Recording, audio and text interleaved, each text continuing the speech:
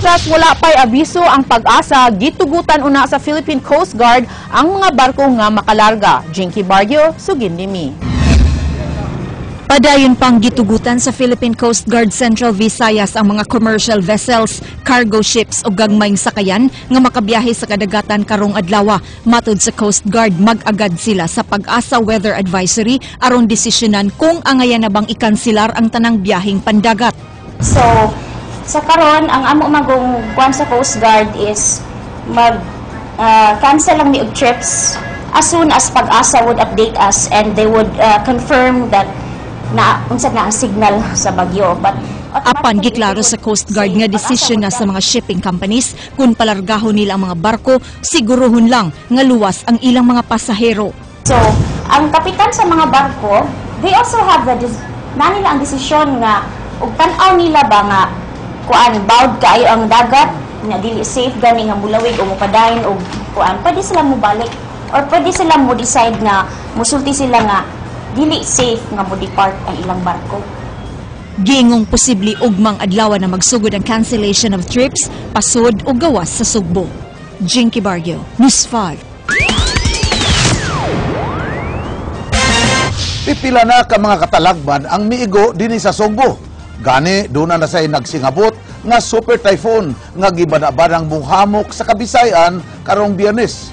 Gawas sa mga naglisod human maapektuhi sa linog ug buhawi, naglisod sa panghusgado kung saon pagpalusot sa gipangayong kaangayan.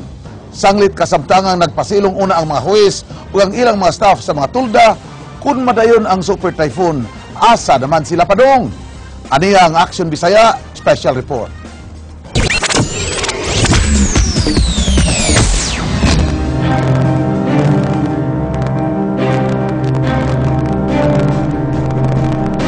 Let justice be done, though the heavens fall. Bugat nga pasalig, ipatigbabaw ang katarungan, mahugmak man ang kalangitan.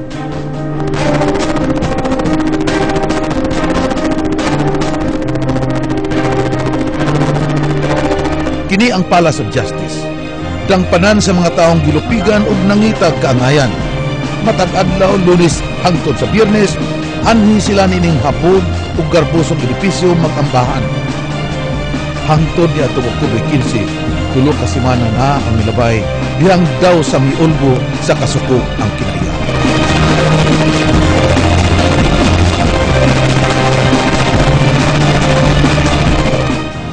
Wa magunob ang langit, diyang gitayog sa dakong linog ang kalibutan.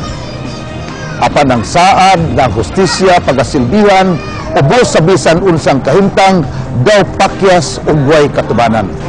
Sirado na ang Palace of Justice. Kun ablihan pa ba kini, kun kanus aman, hangtod karon wa pa nato mahibawan.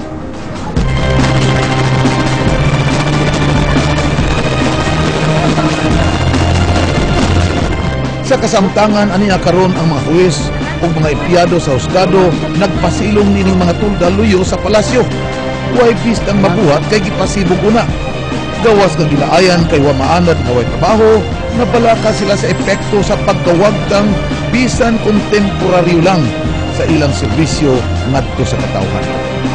Lisod ang ilang kahimtang, apan makailubong giantos ang banla sa kapalaran.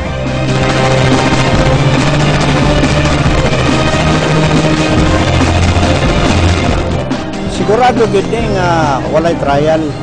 We will act only on kana mga very urgent motions. I issued an order for a skeletal force to be present day-to-day basis to receive pleadings, inquiries from litigants, and receiving of trial of cases. Ang mga abogado nagbagol bulsab kay apektado ang ilang panginabuhian. Okay, we live by the appearance.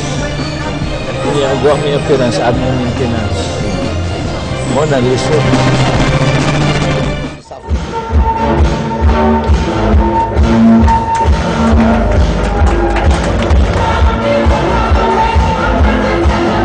Samtang ang mga piniriso, gipaagi og sayaw aron mawagtang ang gibating kalaay bisan pa man nga dunay kabalakasab kung unsay ilang dangatan.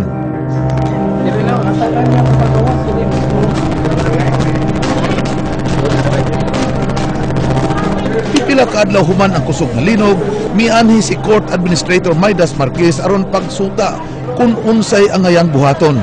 Hangtod karon, wa pay balita kung unsa ang ilang aksyon. It all depends on the Supreme Court, of course, whether they will give us the go signal.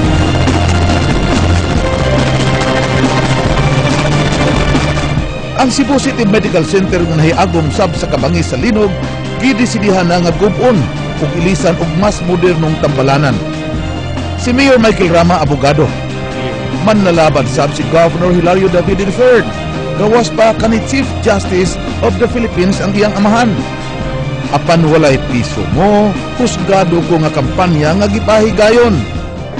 Wa pay klarong lugar nga kabalhinan ang husgado. Maong kining mga tulda, hayan maurag gyud gihapoy magpabiling simbolo sa hustisya sa mosunod nga mga semana kundi man gani mga buwan. Sub-sub ang paningkamot sa mga huwis ug sa ilang staff nga bisan sa kahagipot sa ilang kahintang masilbihan gihapon ang kausa sa hustisya ug kaangayan. Ug dunay mga mag-follow up diri kay schedule. For example, schedule nila ng adlaw. So di mi makahatag og schedule o kano sa definite schedule kano sa ang sunod nila nga hearing.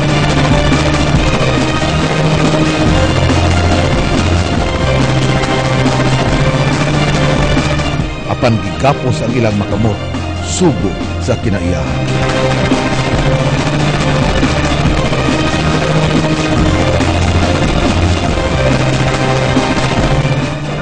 Hangtod karon padayong nagpangatagak ang mga tipak gikan sa mga liki sa Palace of Justice.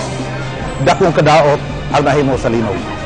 Apan ang mas gikadlukan nga pagkagusbat mao ang pagkawagtang sa paglaom sa mga taong nagbugtaw sa katarungan apan dili masilbihan.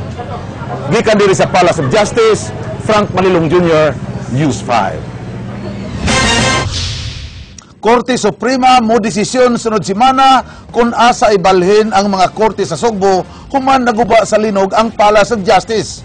Bot susihon sa Korte Suprema kung mahimo bang ipatuman ang computerization sa mga korte sa lugar nga ilang balhinan. Ryan Sorote, Sugin Limi.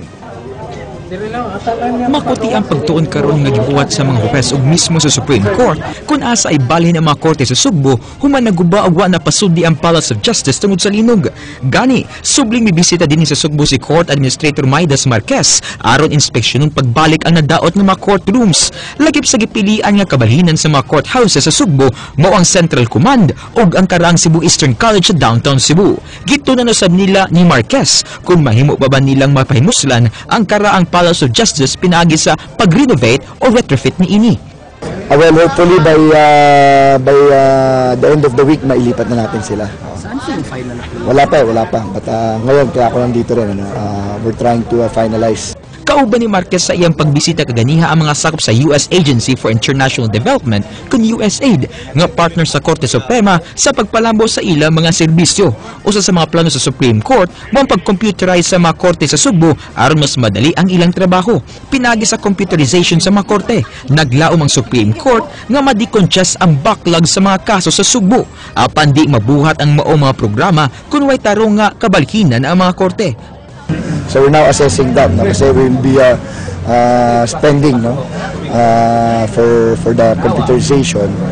Kung halimbawa magiging temporary lang din naman, baka sayang yung gagastusin. So, Ryan Sorote, News 5.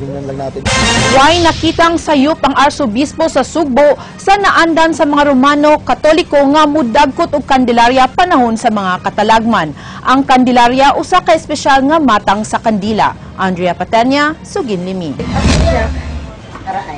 Mas nailhan sa tanan sangan nga kandelarya kining mabulukong kandila. Kini mo ay gidagkutan ni Alma human niya madunggi ang balita kabahin sa umaabot nga Super Typhoon Yolanda karong semanaha. Ang pagdagkot og kandelarya nahimong tradisyon sa mga Pinoy aron di mahinayon ang usa ka katalagman o maluwas sa peligro kung ugaling mahitabo gyud kini. Matod ni Alma nga mausab niya ang iyang pirming gibuhat atol sa mga aftershocks nga padayong nasinati. Kay mao man na among na kuan jud nga magdagot og kalendari may mga katalagman kay marag protection po na ba. Way nakitaang sayop si Cebu Archbishop Jose Palma sa maong tradisyon, gani iyang awhag na ipadayon kini. Apan mi pahimangno kini nga kinahanglang siguraduhon nga dunganan kini sa pag-ampo. Part of it is also in the context of science and physics. No? For instance, Bohol, kanilang civil structure may be defective in a sense. Well, of course, we have our own share of calamities, but we also know that in other provinces, they have also their own share. No? So, Cebu is hit, but there are other provinces who are equally badly hit. Dugang sa Arsobispo nga hunungon na unta ang mga taho nga ang sunod-sunod nga katalagman sa Sugbo, usa ka pamaagi sa Ginoo nga tudluan og leksyon ang mga Sugboanon kay matud pa niya, normal lang ang mga katalagman. More prayer, sincere prayer, no? And really trusting the Lord, imploring the help of divine providence. Gawa sa pag-ampo, kinahanglan sab ang pagpangandam ug gani hangyo ni Palma nga sundon lang gyud ang mando sa mga otoridad. Andrea Patenia, News 5. Ni bakasyon karon sa Sugbo ang kanhi sentro sa University of Cebu webmasters nga si Junmar Fajardo. Nakighimamat siya sa mga local sports writers sa usa ka luncheon meeting sa panimay ni UCT manager attorney Baldomero Estenso. Gabi Malagar, Suginlimi. Si Junmar Fajardo mo yung numero 1 rookie draft sa PBA sa maaging tuig nga gikuha sa Petron Blaze. Sakop sab siya sa Smart Gilas Pilipinas nga maoy second placer sa FIBA Asia ni atong Agosto. Karong bag-o ang Petron mausab ang runner-up sa PBA Governors Cup kinsa napildi sa Sunmig Coffee Mixer sa finals. Gihatag na ko ang best ato nga game kay wa ko ibaw kung kanus ako makabalik nga ato nga sitwasyon, so gihatag na ko tanan akong best para after the series nang wa ko'y regrets ba. Nakadawat og mga tambag si Fajardo kagahapon sa kanhi 4-time MVP ug PBA legend nga si Mon Fernandez ug ingon man sa iyang collegiate coach nga si Roel Gomez. I-develop ng yun atong itawag sa Bisaya na kay tira nga pamugas. Na kinahanglan pakadawat kag bola din ha 90% mas shoot gyud na nimo. Maski asa nga liga ka maski kinsa imong coach, ganahan ng coach mo kung naka-absorb ka niya, nakadisiplina. Graduate sa, proud graduate sa University of Cebu. Ang 24 anyos nga si Fajardo kinsa usa sa labing loyal nga player sa UC, mohatag og scholarship ngadto sa mga kabus apan deserving nga mga tinun-an. Kini pinaagi sa iyang Junmar is Fajardo Foundation ug ang unang swerte nga napili mao si Jessica Nunez na iyang katagilungsod sa pinamangahan. Sa pangutanang posibleng panagribal og balik nilang Greg Slaughter kinsa napili sa nga number 1 draft sa Barangay Ginebra. Hindi sa itong team na mag-work, may mudaw. Di man na about na mong Gabi Malagar, News 5.